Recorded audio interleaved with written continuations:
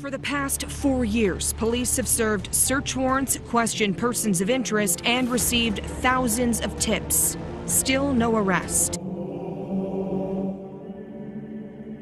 To the killer, who may be in this room. We believe you are hiding in plain sight. The 2019 press conference concerning the Delphi double homicides felt like something straight out of a movie. It was clear to most of us in the public that law enforcement was onto something and they just couldn't show their hand. Something was in the air, and for a moment it felt like police were about to close in on the person responsible for the murders, but in the end that never happened. And here we are years later, and the only new information that law enforcement has released is they're not going to be discussing the case anymore. They even went so far as to release a statement that they're now in a media blackout. What did they know in 2019 that made them seem so confident, and where did things go so wrong? The case has been exposed to hundreds of thousands of people online, on the news, on television shows, radio shows, podcasts, events, rallies, thousands of videos, countless posts on Reddit and Facebook. There has been thousands of tips, hundreds of thousands of dollars donated, all for it just to end in a self-imposed silence. Where did things go so wrong here? Well, still tonight, 4 years later, and no arrest in the Delphi case. As the days continue to pass on, we keep asking Indiana State Police, are they getting any closer to a break in this double homicide case? The overwhelming odds point to the idea that this man is still among us. Law enforcement seems to think that he is so confident that he got away with this that he may even show up to their press conferences about him. Directly to the killer, who may be in this room. We believe you are hiding in plain sight. He most likely watches these videos, joins our Facebook groups, follows the news, and he almost certainly is the type of person who would do this again if given the right opportunity. We know that this is about power to you. And you want to know what we know. And one day, you will.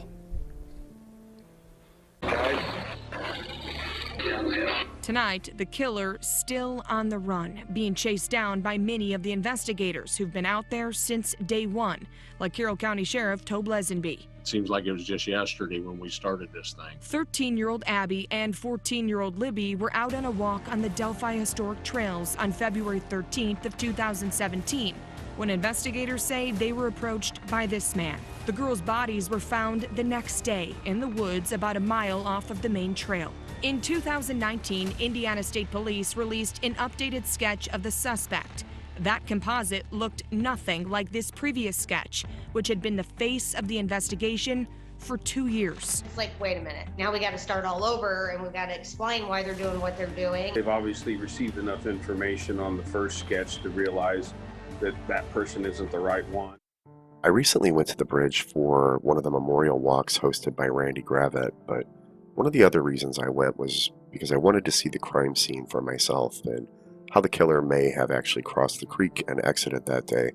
I decided that one of the best ways to do this would be to actually walk backwards along the path that many have suggested the killer used to leave from the crime scene to the trails. So I just walked that backwards, and I feel fairly confident saying that I most likely found the location, or I was very close to it.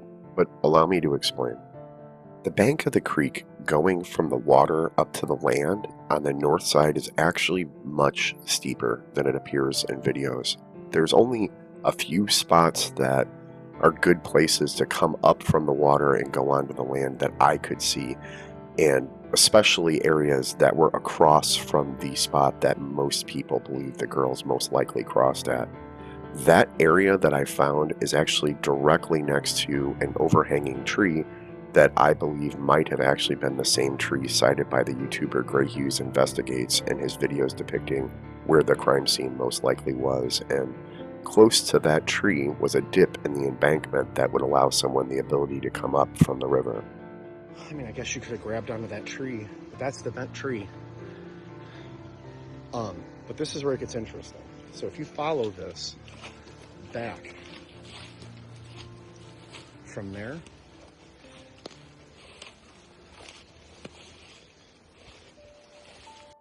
I think that crossing from the south side to the north side, you would have seen this area to come up from the water almost immediately. And 50 feet or so away from that spot, there were numerous young trees that had been cut down about a foot from the ground. The cuts looked old, and the land itself actually kind of dipped down just as it's been described online. We took a moment and looked around when one of us eventually stumbled across a deer cam of sorts that was positioned to view the area that I believe may have been the crime scene. okay. Okay, so I found this trail. But it was meant to sit on that stand. This thing right here is a mount for it, so it looks like it mounted up like this, facing this way for some reason. But perhaps the most interesting part is that the deer cam was not pointed in the direction we came from, and it wouldn't have recorded someone who walked from the north side of the bridge towards the crime scene. It was actually pointed in the exact opposite direction and was put on a plastic mount that had been staked down into the ground behind a log. This thing right here is a mount for it, so it looks like it mounted up like this, facing this way. In other words, if you were coming in from the north side of the bridge, you could see the camera, but it wasn't able to see you. But if you were approaching from one of these directions, you would have never seen it unless you were right on top of it because it was mostly hidden behind the log. My first thought when I had seen all of the trees that had been cut was that maybe someone had cut these trees down for crime scene photos. But looking back at it, I wonder if some of those younger trees that had been cut were done so to give that camera a more unobstructed picture. Now, the camera hadn't been used in quite a long time, and there was no SIM card, and it was covered in mud, and it was fairly obvious that it had been abandoned quite some time ago. But the positioning of the camera was something I just couldn't get out of my mind. The positioning of the camera would make sense if Bridge Guy didn't leave the crime scene that day by heading through the woods back to the path, but to be fair, that's the way most people think he left, and it's for one of two reasons. There was the reported sighting by Flannel Shirt Guy at 2:47, and the fact that police seemed to suggest in the April 2019 press conference that he may have parked his car at the CPS building. We're seeking the public's help to identify the driver of a vehicle that was parked at the old CPS DCS welfare building in the city of Delphi that was abandoned on the east side of County Road 300 North next to the Hoosier Heartland Highway between the hours of noon to 5 on February 14th, 2017. If you were parked there or know who was parked there, please contact the officers at the command post at the Delphi City building. So the positioning of the camera just doesn't make sense because that location is in the complete opposite direction of the way this camera was pointing. But what if Flannel Shirt Guy was mistaken? What if he saw someone else that day, or he was confused about the timing, and he saw someone like Mike Patty or a different person? It definitely would help explain a lot of things. For one, it would explain why the two sketches are so very different. They've obviously received enough information on the first sketch to realize that that person isn't the right one. Heading back to the path from the crime scene is a difficult walk, and it would require you going up an incredibly large and steep ravine. It's not impossible to do, but it wouldn't be easy, and you would need to be in fairly decent shape to pull something like this off in the time frame that's given by Flannel Shirt Guy's reported sighting. Yet Flannel Shirt Guy doesn't mention someone being out of breath or having mud on them coming up that ravine. What if he was just mistaken? I think it's very possible that some of the information law enforcement have about the way the killer entered and exited that day might be contradictory, and somewhere along the line a witness or evidence is somehow not fitting with what other witnesses and evidence are suggesting.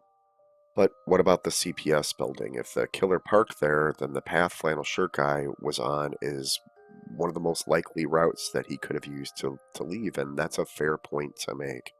But if law enforcement was really so confident that they knew where the killer had parked that day, and they knew his movements, then why did Sergeant Riley say this?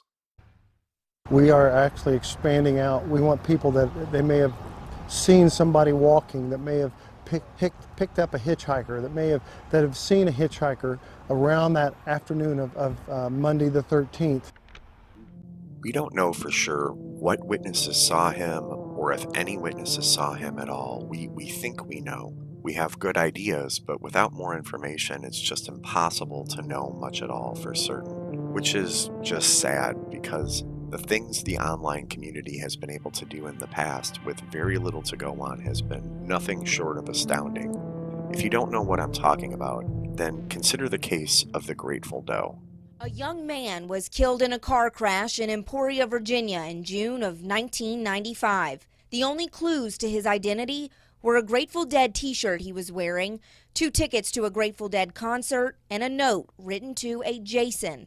No one claimed his body, and police in Virginia have been trying to solve the case ever since. He came to be called Grateful Doe. On social media, internet sleuths shared his information, trying to learn his identity. I spoke with a Minnesota woman who's one of the people who runs the Grateful Doe Facebook page. Social media has really become a useful tool for missing and unidentified people. After this composite was released, photos of a man named Jason were recently posted to the Grateful Doe Facebook page in hopes of identifying him and finding out if he could be the man killed in the crash.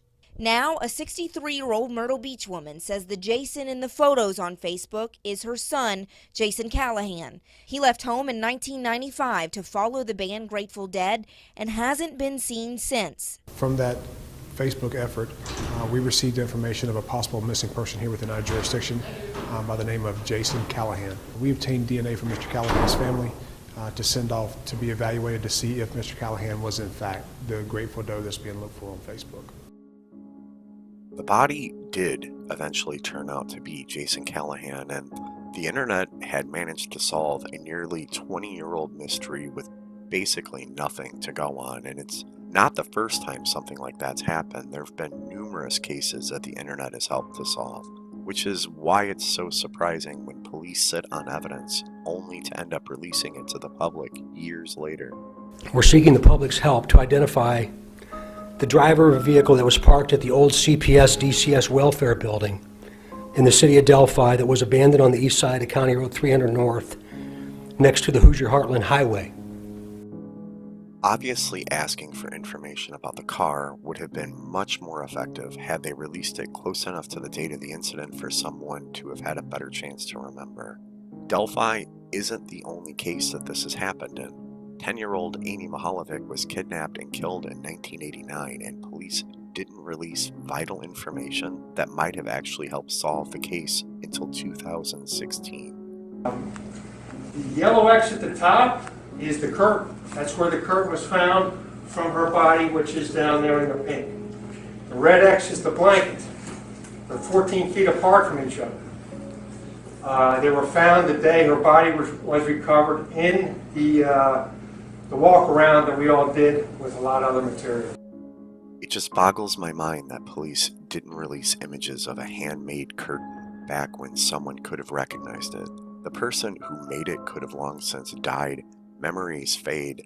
It's very similar to the car that police want information about in the Delphi case. I can't help but feel it was a mistake to sit on that information as long as they did, and if there's more information like that wouldn't jeopardize the case, I definitely feel it's a mistake to not release it now before even more time passes.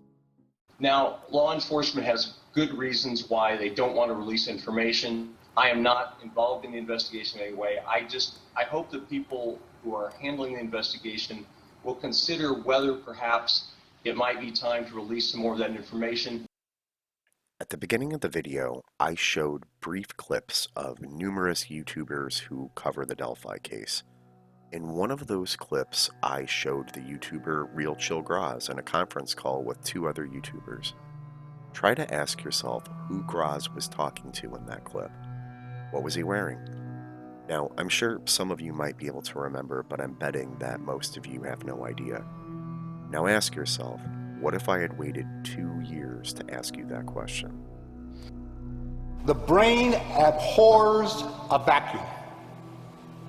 Under the best of observation conditions, the absolute best, we only detect, encode, and store in our brains bits and pieces of the entire experience in front of us.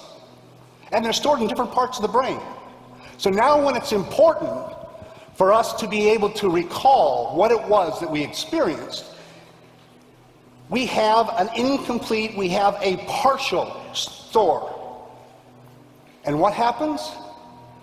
Below awareness, with no requirement for any kind of motivated processing, the brain fills in information that was not there. This person killed 2 girls and got away with it. It's unpleasant to look at it that way, but it's the truth, and odds are he is most likely going to kill someone else if he hasn't already. Apparently, everyone in the public needs to just hope that when he eventually does kill another innocent person, that he leaves behind more evidence this time. As horrifying as that is exactly where things are.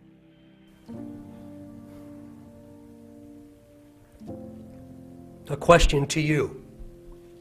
What will those closest to you think of? They find out that you brutally murdered 2 little girls. 2 children. Only a coward would do such a thing. But it doesn't need to be that way, because we actually know quite a bit about the killer. The public doesn't need more information from law enforcement. We have more than enough already. We know that he's between 5'6" and 5'10". He's between 180 and 200 pounds. At the time of the murders in 2017, he was between the ages of 18 and 40. He has reddish brown hair and almost certainly has ties to the Delphi area or the greater surrounding Delphi area. Police are just missing that one piece, and that piece almost certainly lies with someone who doesn't realize the killer is someone they know and love. I just unveiled the person that we believe responsible for the murder of these 2 little girls. The overwhelming odds are that someone who knows the killer has probably already seen this video and heard his voice. The killer's voice was enhanced, which might have distorted it. He's wearing multiple layers and he has things shoved under his jacket, so his body might actually look very different in real life than it does in this video, which is horrible because the video of the killer almost certainly has been in front of the right person and they just haven't realized it yet. Law enforcement suggested that this person is manipulative, that he's someone able to hide in plain sight. This isn't someone that comes across as weird or evil. This is the type of person other people would like or respect or even love. This isn't someone who acts like a monster. This is someone who is amazing at pretending that they're just like everyone else. A question to you. What will those closest to you think of? They find out that you brutally murdered 2 little girls. If you are now, or used to be, from Delphi or its surrounding areas, and you're watching this video, please reconsider this clip with an open mind. If you can think of someone who matches this description and who has or had ties to Delphi, but you know for an absolute fact in your mind that that person would never, ever, no matter what, they would never do this, you are the exact type of person law enforcement are looking for. We don't need to find the person who knows a monster. We need to find the person who's been deceived by one. And with that being said, thank you so much for watching.